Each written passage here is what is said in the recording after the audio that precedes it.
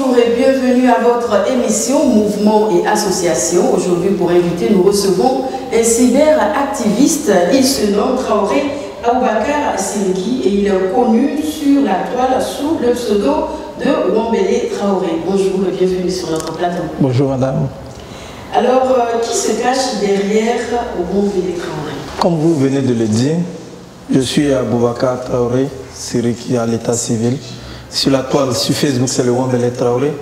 Et sur Twitter, c'est le Panis de Woué. Cyberactiviste pro GKS. Alors, les téléspectateurs veulent mieux vous connaître. À part cela, qu'est-ce que vous faites? Est-ce que vous poursuivez les cours? Est-ce que vous êtes étudiant? Est-ce que vous travaillez? Est-ce que vous êtes actif dans la vie civile? Ok, je suis étudiant en droit privé, titulaire d'une maîtrise qui poursuit en Master 2. Alors, pourquoi ce pseudo, Wambele Traoré? Le Wambele Traoré, comme je l'ai dit, je suis étudiant. C'est le masque qui caractérise la science, la connaissance dans le pays sénoufo. Et c'est également le symbole des universités publiques en Côte d'Ivoire. Voilà, donc nous avons bien voulu porter ce nom-là pour mener le combat de l'homme Guillaume Kiba-Fori Soro. Comment vous est née cette envie d'être actif sur les réseaux sociaux? Je tiens d'abord à remercier un monsieur particulièrement sur ce plateau, le conseiller spécial Sekongo Félicien. Voilà, on aimait cette Guillaume Kiba-Fori Soro, mais c'est lui-là même qui a activé cette flamme de lutteur en nous. C'est bien Sekongo Félicien à travers les GMM, Groupement de Mobilisation Médiatique. Et c'est en 2013 que j'ai commencé ce combat-là avec lui sur la toile. Donc, qu'est-ce qui vous a poussé véritablement à vous donner particulièrement à ce type de combat? Le président Guillaume Soro, lors de son entretien avec notre équipe, a démontré toute l'importance et son attachement pour les réseaux sociaux. Donc nous avons compris que c'est une arme de communication, c'est l'une des armes les plus puissantes de communication. On aimait l'homme, comme je l'ai dit tout à l'heure, mais nous avons estimé nous engager auprès de lui véritablement, car il a trop donné pour nous. C'est pour nous le moyen de reconnaissance. Il a donné, c'est cela que nous pouvons faire aussi pour lui rendre service. Alors, en tant que cyberactiviste, comment concrètement sur la toile vous vous y prenez pour mener des actions en faveur de votre mentor? Ok, en faveur de mon mentor, comme je vous ai dit, nous sommes constitués en un groupe, mais individuellement, nous jouons le rôle de relais. Chaque fois que sur les différents outils de communication du président de l'Assemblée nationale, il véhicule une information, on fait le point d'une activité, nous partageons, nous likons et nous commentons. C'est le premier rôle. Le second rôle, c'est un rôle de veille. Voilà, nous venons, nous sommes là sur les qui-vive. Lorsqu'il y a une attaque, nous répondons en fonction de l'attaque. Souvent, nous sommes frontales, souvent nous attaquons sur les côtés. Mais souvent aussi, nous partons parler de réconciliation, de la vision du leader à ceux qui ne comprennent pas véritablement. À côté de cela, nous-mêmes, nous créons du contenu à travers d'autres pages, à travers d'autres groupes pour parler de la vision politique de l'homme qui est Guillaume Kiba-Fori Soro. Alors, vous faites partie d'un groupe, la tribu Amazulu. Expliquez-nous un peu la naissance de ce groupe. Alors, ce groupe est né à partir d'une philosophie du leader qui dit simplement qu'il préfère l'intérêt collectif à l'intérêt individuel. Fort conscient de cette maxime de notre leader, nous avons en 2015 décidé de mettre toutes les individualités d'activistes au sein d'un groupe. Voilà, c'est comme ça est née la tribu Amazulu en 2015. Donc vous vous connaissez véritablement? Effectivement. Vous menez un combat pour une personne, pour un leader, pour votre mentor. Est-ce que vous ne craignez pas des infiltrations? Si nous sommes en politique comme l'art de la guerre, il y a l'infiltration. C'est une technique politique. Mais je pense qu'au niveau de notre groupe, nous nous maîtrisons. C'est l'essentiel, nous nous faisons confiance. Est-ce que vous avez des moyens pour vérifier cela? Effectivement, ça fait un long moment que nous travaillons ensemble. Voilà, nous savons qui nous suivons. Donc, nous nous faisons confiance. Alors vous, particulièrement, vous êtes actif sur les réseaux sociaux à visage découvert. Vous n'utilisez pas d'avatar, de fausse identité. Est-ce que vous ne craignez pas pour votre vie, pour votre avenir? La politique, c'est l'art du courage, l'art de l'abnégation et l'art du sérieux et du sincère. Donc, on peut être intimidé, on peut être menacé, mais nous avons la ferme conviction qu'avec le président Guillaume Soro, nous aurons une Côte d'Ivoire réconciliée, une Côte d'Ivoire de paix. Donc ce combat-là, au-delà du président de l'Assemblée nationale, Guillaume Kiva-Vressoro, nous menons ce combat pour la Côte d'Ivoire. Beaucoup ont risqué leur vie, du père fondateur Félix Houphouët-Boigny jusqu'à aujourd'hui, au président de l'Assemblée nationale et encore ses cadets risquent leur vie. Donc nous mettons nos pas dans leur pas et nous prions afin que Dieu nous protège. Vous êtes véritablement actif sur les réseaux sociaux pour des raisons politiques. Votre avenir professionnel, comment est-ce que vous le voyez? Nous sommes sereins. Parce qu'aucun sacrifice n'est grand pour la paix, aucun sacrifice n'est grand pour son pays. Nous œuvrons pour la Côte d'Ivoire, nous œuvrons pour la paix en Côte d'Ivoire. Donc, une Côte d'Ivoire en paix, ça serait une Côte d'Ivoire juste. Et nous étudions aussi pour être des étudiants, pour être des hommes de qualité. S'il y a la justice qui règne, nous savons qu'un jour, nous allons postuler à certains emplois et nous allons avoir ces emplois. Donc, nous n'avons pas peur. Alors nous allons aborder l'actualité politique en ce moment. Cette actualité est marquée par des voix qui s'élèvent pour demander la clarification de la position de votre mentor, le président de l'Assemblée nationale, pour ce qui est du RHDP unifié. Quel est votre avis? La position du président de l'Assemblée nationale est assez claire. Et elle est assez claire. Pour certains, cette position n'est pas... Oui, nous allons y arriver. Pourquoi nous disons que cette position est claire? Le président de l'Assemblée nationale dit simplement que pour la Côte d'Ivoire de demain, c'est-à-dire ou bien même pour la Côte d'Ivoire d'aujourd'hui, à partir de maintenant, nous voulons un consensus.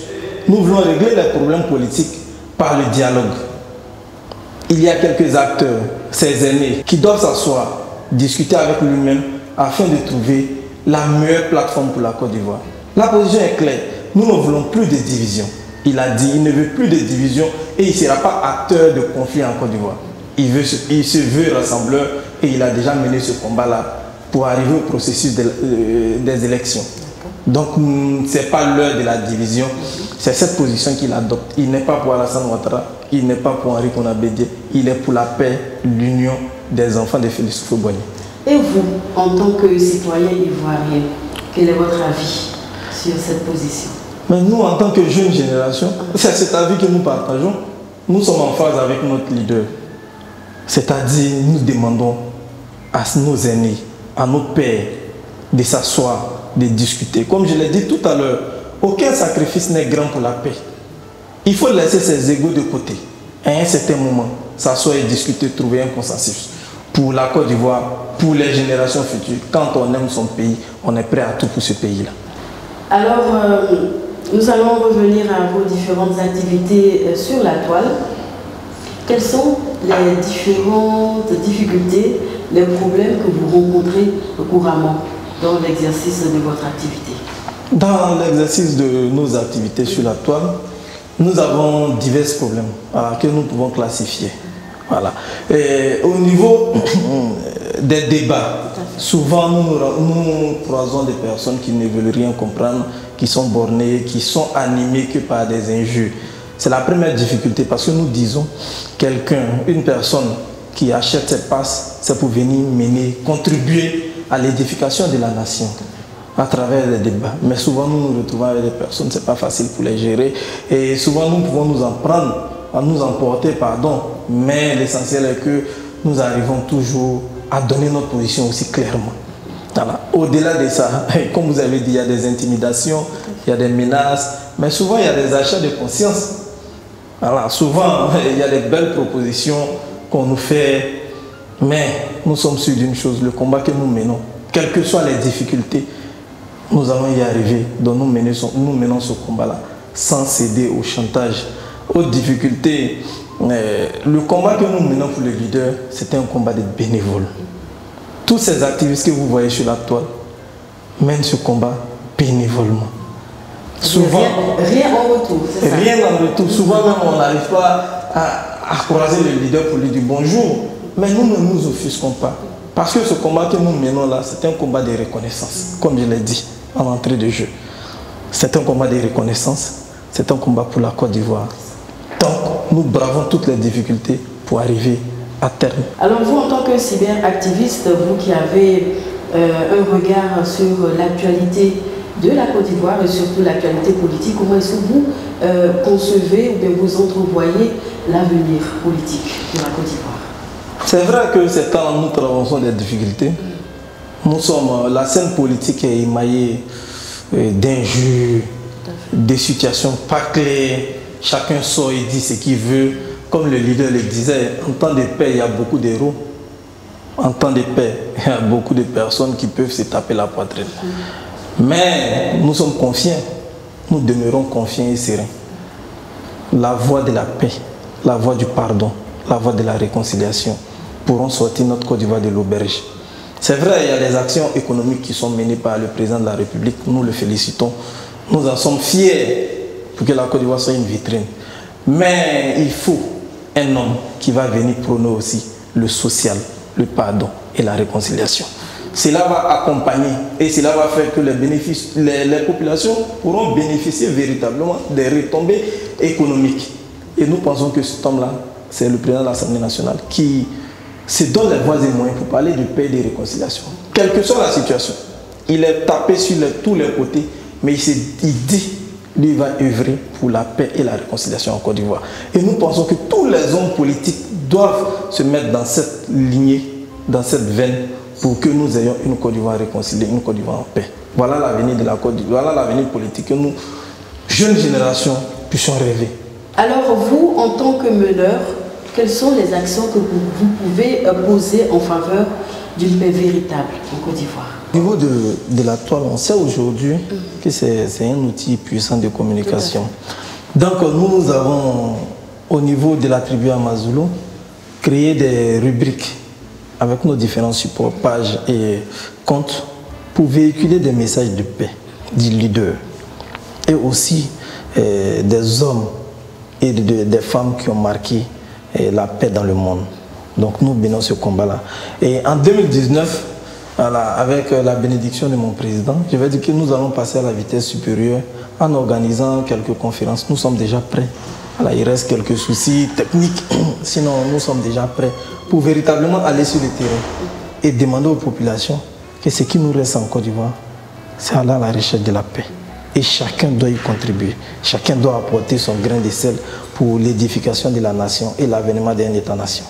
Nous sommes au terme de notre entretien, un appel à l'endroit de nos téléspectateurs. Ce que je vais demander à l'ensemble, au-delà des téléspectateurs, à l'ensemble des Ivoiriens, c'est que cette année-là, chacun doit œuvrer pour la paix.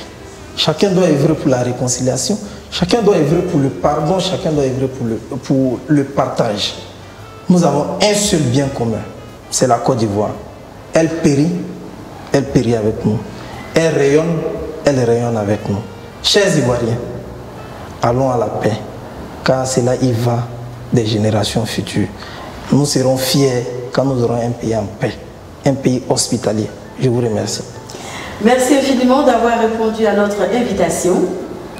Alors téléspectateurs, je rappelle que nous étions en compagnie de M. Traoré Aboubakar Siriki. Il est cyberactiviste et il est actif sous le pseudo de Wambele Traoré. Il était notre invité de ce jour. Voilà, notre émission prend fin. Bonne suite de programme sur GKS TV.